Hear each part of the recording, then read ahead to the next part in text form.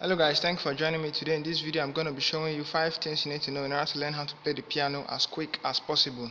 The piano has this section of 12 keys that keep repeating themselves over and over the entire piano, and these sections are called octaves.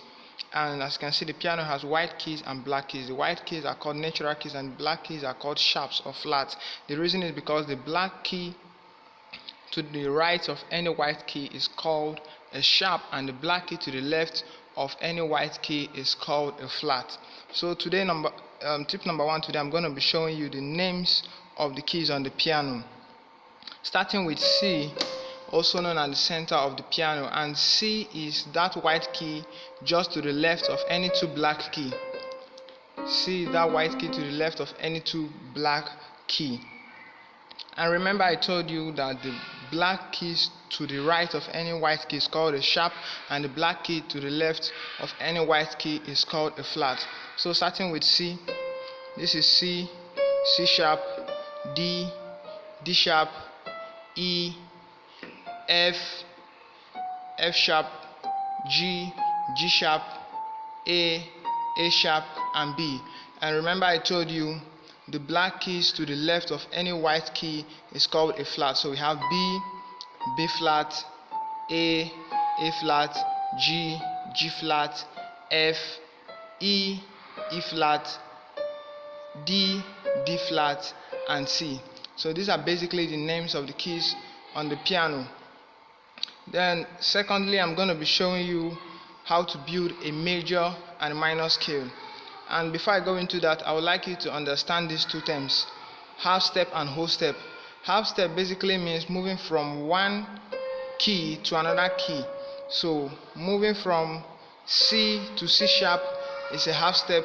Moving from C sharp to D is a half step. Moving from D to D sharp is a half step, and so on. And then a whole step means there is a note in between. So from C to D is a whole step because there is a note in between. From C sharp to D sharp, is a whole step because there is a note in between. And from D sharp to F is a whole step because there is a note in between. So whole step means there is a note in between, and half step means moving from one note to another note next to it. So in order to build a major scale is all whole steps except between the 3 and the 4 and the 7 and the 8. For example, let's say we want to build a C major scale. We'll take, using the numbering system, we'll take C to be 1 and a whole step, 2, a whole step, 3. Between the 3 and the 4 is a half step, so we have 3, 4, a whole step, 5, a whole step, 6, a whole step, 7. And between the 7 and 8 is a half step, so we have 8. So that's how to build a major scale. That is applied to other keys. For example, on C sharp, let's say we want to build a C sharp. We want to build a C sharp major scale. We'll take C sharp to be 1 and move a whole step, 2, a whole step, 3. Between the 3 and the 4 is a half step, so we have 3, 4, a whole step, 5, a whole step, 6, a whole step, 7. Between the 7 and 8 is a half step, so we have 8. So that's how to build a major scale. Now, in order to build a minor scale is all whole steps except between the 2 and the 3 and 5 and the 6. Let's say we want to build a C minor scale. Since we're talking about C, we'll take C to be 1 and we'll take a whole step, 2. Between the 2 and the 3 is a half step, so 3, a whole step, 4, a whole step, 5. Between the 5 and the 6 is a half step, so we have 5, 6, and then we have a whole step, 7, a whole step, 8. So that is how to build a minor scale. Tip number 3, today I'm going to be showing you chords. And chord is basically the harmonious combination of 2 or more notes. So, of all the categories or types of chord we have, there are 2 major types of chord I'm going to show you today, which is the major and the minor chord. And the formula for building a major chord is 4-3. For example, let's say we want to build a C major chord. We'll take C to be 1 and then move to the next 4 notes, 1, 2, 3, 4, and then to the next 3 notes, 1, 2, 3. So this is a C major chord. Let's say we want to build an F major chord. We'll take F and then move to the next 4 notes, 1, 2, 3, 4, and then to the next 3 notes, 1, 2, 3. So that's how to build a major chord.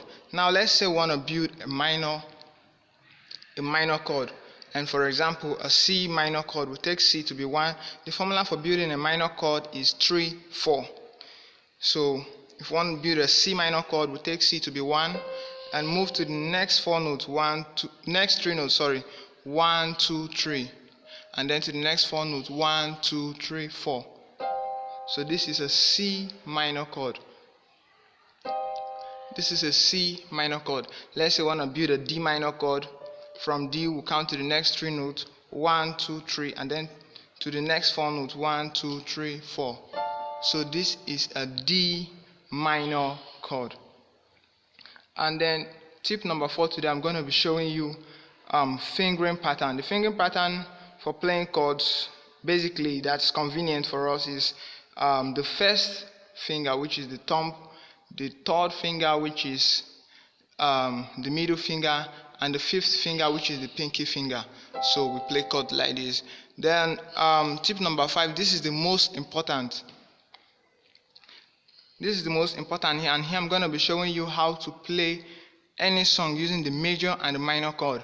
And please, if you've not subscribed to my YouTube channel, subscription is free. Click on the notification, click on that subscribe button, click on the notification bell so you don't miss out any of my videos. I'm going to be showing you how to play any song using the major and the minor chord.